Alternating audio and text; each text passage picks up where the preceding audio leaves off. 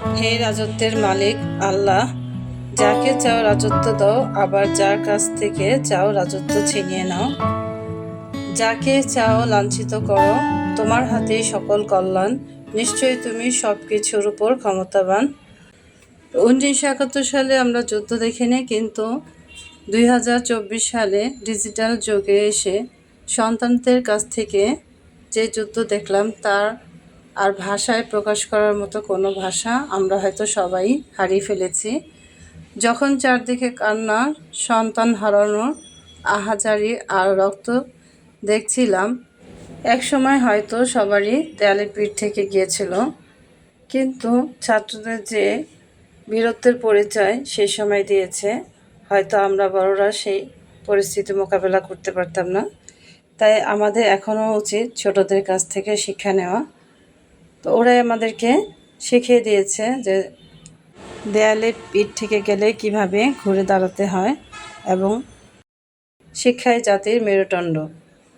যাই হোক, 3ই আগস্ট যখন 2024 সালে বিক্ষোভ মিছিল বের হয় এবং 4ই আগস্ট যখন 2024 সালে অসহযোগ আন্দোলনের ডাক দেয় এবং ঘর থেকে সবাই যখন বেরিয়ে আসে, ঠিক সেই মুহূর্তে আমরা সকলেই হয়তো দিশেহারা হয়ে গেছিলাম।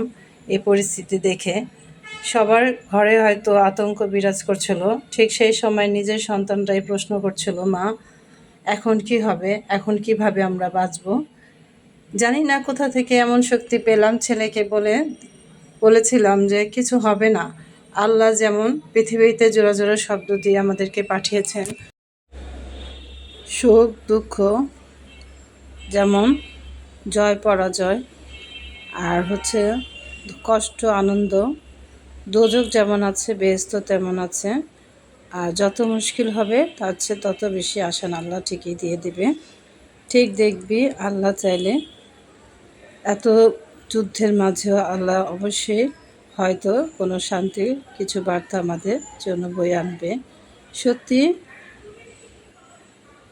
চমৎকারভাবে তাই হয়েছে। সেলুট জানাই ছাত্র সমাজকে। ওরা আজকে আমাদেরকে বুঝিয়ে দিয়েছে শিক্ষাই জাতির মেরুদণ্ড। আর সত্যি কথা, শিক্ষার কোনো বয়স বা কোনো কিছুই নেই।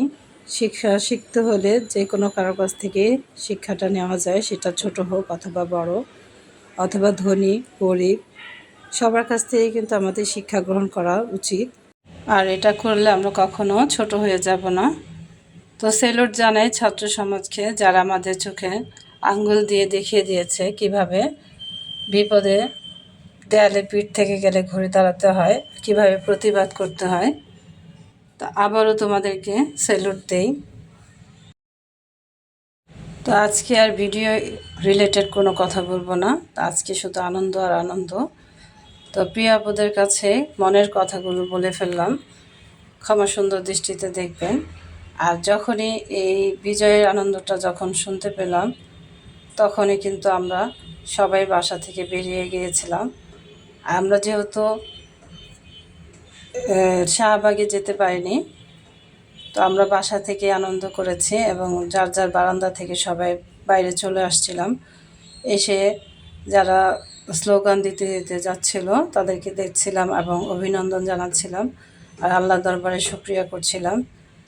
যখন এই শব্দটা শুনতে পেলাম যে আমাদের দেশ স্বাধীন হয়ে গেছে, আমাদের সন্তানরা জিতে গেছে, তখন আমরা সবাই বাসা থেকে বেরিয়ে গেলাম এবং বারান্দা যেয়ে জড়ো হলাম। তা আনন্দ মিছিল নিজের চোখে দেখাটা আসলে সৌভাগ্যের বিষয়। সবার হয়তো এরকম দৃশ্য দেখার সৌভাগ্য হয় না। যাই হোক, আমরা বড় ভাগ্যবতী, এরকম দৃশ্য আমরা দেখতে পেয়েছি। তো আলহামদুলিল্লাহ, আলহামদুলিল্লাহ, আল্লাহ দরবারে লাখো কোটি শুকরিয়া। তা আজকে আমাদের বাংলাদেশ নতুনভাবে স্বাধীন হলো, সেই জন্য আল্লাহ দরবারে শুকরিয়া করার ভাষা আমাদের জানা নেই। তো আনন্দ মিছিল বারান্দা দাঁড়িয়ে দাঁড়িয়ে দেখছিলাম আর উপভোগ করছিলাম, আর ভিতর থেকে খুবই শান্তি পাচ্ছিলাম। তো যাই হোক, এদেশের ছাত্র সমাজ এবং সর্বস্তরের মানুষকে আল্লাহ যেন ভালো রাখে, সুস্থ রাখে, আর এই দেশে যেন একটা শান্তি শৃঙ্খলা বজায় রেখে দেশটা এগিয়ে নিয়ে যেতে পারে সবাই মিলে, সেই দোয়াই করি। এবং দেশের সর্বস্তরের জনসাধারণের জন্য শুভকামনা এবং ছাত্রদের জন্য অনেক বেশি শুভকামনা, দোয়া ও ভালোবাসা। আর আমরা সবাই মিলে যেন দেশটাকে আগামী প্রজন্মের কাছে একটা সুন্দর সেরা দেশ উপহার দিতে পারে। আর যেসব মায়ের বীর সন্তানরা বুকের তাজা রক্ত দিয়ে দেশকে স্বাধীন করেছে, তাদের জন্য আল্লাহর দরবারে জান্নাতুল ফেরদৌস আল্লাহ যেন তাদের সবাইকে দান করে, সেই দোয়া করে আজকে এই পর্যন্তই আমার ভিডিওটি শেষ করছি। তো সকলেই ভালো থাকবেন। আসসালামু আলাইকুম। আল্লাহ হাফেজ।